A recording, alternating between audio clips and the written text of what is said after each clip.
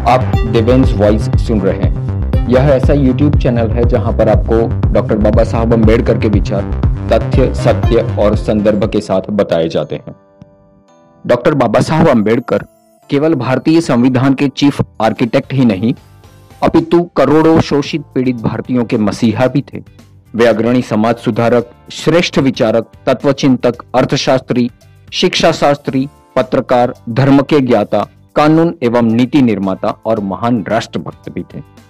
उन्होंने समाज और राष्ट्र जीवन के हर पहलू पर अपनी अमिट छाप छोड़ी है। उनका व्यक्तित्व एक विराट सागर और कृतित्व उत्तुंग हिमालय जैसा था।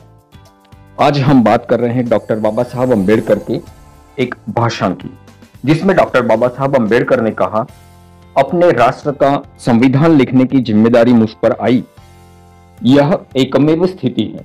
भारत का संविधान तैयार करने के लिए संविधान समिति बनाई गई, तब मेरी हालत क्या थी यह आपको पता तो होगा ही। 1946-47 में हुए चुनाव में शेड्यूल कास्ट फेडरेशन की हार हुई थी।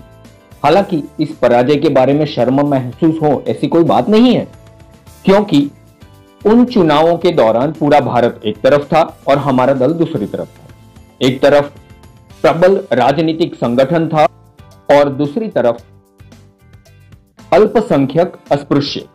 उन्हें उस ताकतवर संगठन से लड़ाई लड़नी थी, अर्थात उस वक्त पराजय ही हमारा भविष्य था। लेकिन हारने के बाद रुकने से कैसे काम चलता?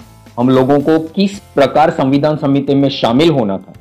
अस्पृश्य के राजनीतिक अधिकार संविधान समिति के सामने रखने के मौके की तलाश में हमारे प्रतिनिधि थे।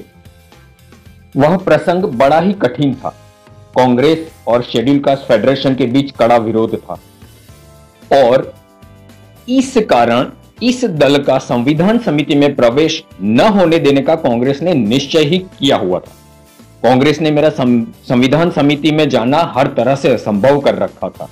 आखिर मैंने बंगाल प्रांत से प्रवेश पाने का मार्ग ढूंढ निकाला और वहां गया।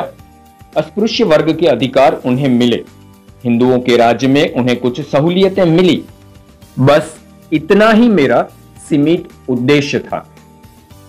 यह बात डॉक्टर बाबा साहब अम्बेडकर ने 11 जनवरी 1950 के शेड्यूल कास्ट फेडरेशन द्वारा आयोजित डॉक्टर बाबा साहब अम्बेडकर और डॉक्टर माई साहब अम्बेडकर के सम्मान समारोह में कही थी। और यही बात आप doctor Baba Saheb Ambedkar writing and speeches Hindi ग्रंथ नंबर 40 के पृष्ठ नंबर 164 पर पढ़ सकते हैं। आपको अगर हमारा यह वीडियो पसंद आता है तो इस वीडियो को लाइक, शेयर और इस YouTube चैनल को सब्सक्राइब अवश्य कीजिएगा।